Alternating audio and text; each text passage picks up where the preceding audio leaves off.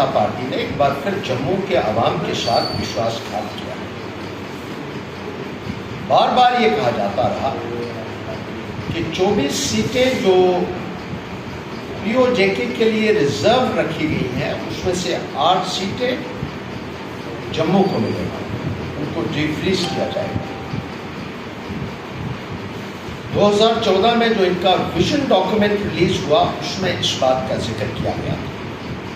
Assembly election के दौरान इन्होंने लोगों से बातें की, पार्लियामेंट इलेक्शन के दौरान इस संदर्भ में बड़े बड़े ऐलानात किए गए, लेकिन जब करने की बात आई तो भारतीय जनता पार्टी ने एक बार फिर से जम्मू के अवाम को अंगूठा दिखा दिया है।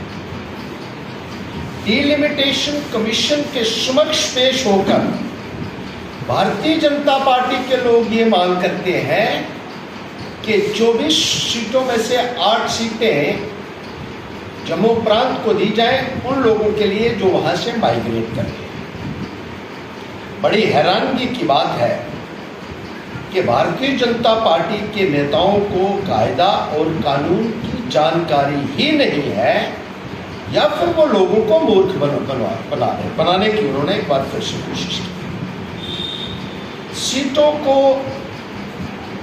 जब एलोकेशन होती है, जब उनका नंबर तय किया जाता है तो लेजिस्लेचर पास करता है कितनी सीटें जम्मू कश्मीर में होंगी, कितनी पीओजेके के लिए रिजर्व की जाएंगी। ये कानून साजिया का काम है, ये डिलिमिटेशन कमीशन के दायरे अख्तियारात में नहीं आता है।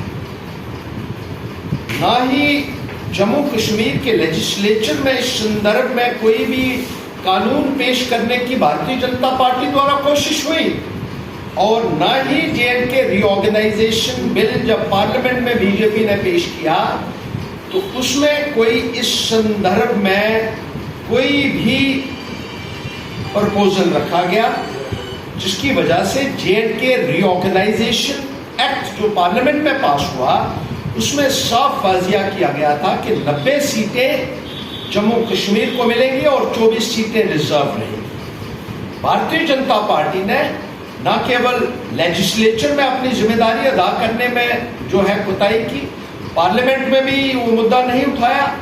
ऑल पार्टी मीटिंग प्रधानमंत्री महोदय के समक्ष जो हुई उसमें भी ये मुद्दा रखा जा सकता था कि रीऑर्गेनाइजेशन एक्ट में तरमीम की जाए और 8 सीटें 24 में से जम्मू प्रांत को दी जाए, वो भी उन्होंने नहीं किया। अब डिलिमिटेशन के कमीशन के समक्ष पेश होकर भारतीय जनता पार्टी वाले ये मांग करते हैं कि 8 सीटें उसमें से दी जाए। बहुत ही अजीबोगरीब बात है। ऐसा लगता है कि भारतीय जनता पार्टी को पता ही नहीं है कि डिलिमिटेशन कमीशन का रोल क्या है और इसके दायरे अख्तियारात में क्या आता है। उनको ये मालूम होना चाहिए कि डिलिमिटेशन कमीशन का काम सिर्फ डिलिमिटेशन करना है, कॉन्स्टिट्यूएंसीज की टेरिटोरियल बाउंड्रीज को रीएडजस्ट करना है और उन सीटों को आइडेंटिफाई करना है जो एससी और एसटी के लिए रिजर्व होंगी। वो ना तो सीटें बढ़ा सकते हैं ना घटा सकते हैं। और बार बार उन्होंने यही जो है बात कही कि डिलिमिटेशन कमीशन के समक्ष वो मुद्दा उठाने जा रहे हैं। ऐसा लगता है कि भारतीय जनता पार्टी के नेताओं को इंटेलेक्चुअल बैंकरप्सी से गुजरना पड़ रहा है, और जो नेता कायदा और कानून की जानकारी नहीं रखते हैं वो जम्मू के हितों की रक्षा क्या करेंगे, ये मैं भारतीय जनता पार्टी से पूछना चाहता हूं और जम्मू के अवाम से भी कहना चाहता हूं कि ऐसे लोग जो हैं, जो इग्नोरेंट हैं और ना अपनी जिम्मेदारियों को जानते हैं ना यहाँ के कायदा कानून को जानते हैं, उनके ऊपर भरोसा करके जम्मू के अवाम ने एक बहुत बड़ा नुकसान उठाया है। और आने वाले वक्त में भारतीय जनता पार्टी के इन नेताओं को चलता करना होगा ताकि जम्मू के लोगों को उनका अधिकार मिल सके। और पैंथर्स पार्टी ही एकमात्र ऐसी पार्टी है जो जम्मू के लोगों को नेविगेट कर सकती है, जो उनको इस हालात से बेल आउट कर सकती है। मैं ये अपील करना चाहता हूँ कि डिलिमिटेशन कमीशन के समक्ष जो मसला पैंथर्स पार्टी ने उठाया है कि पॉपुलेशन के अलावा जो हमारे दूसरे फैक्टर्स हैं, जोग्राफिकल एरिया है या फिजिकल फीचर्स हैं या फैसिलिटीज ऑफ कम्युनिकेशन हैं, उनको मद्देनजर रखते हुए जम्मू और कश्मीर में कम से कम बराबरी की सीटें जो है वो दी जाए।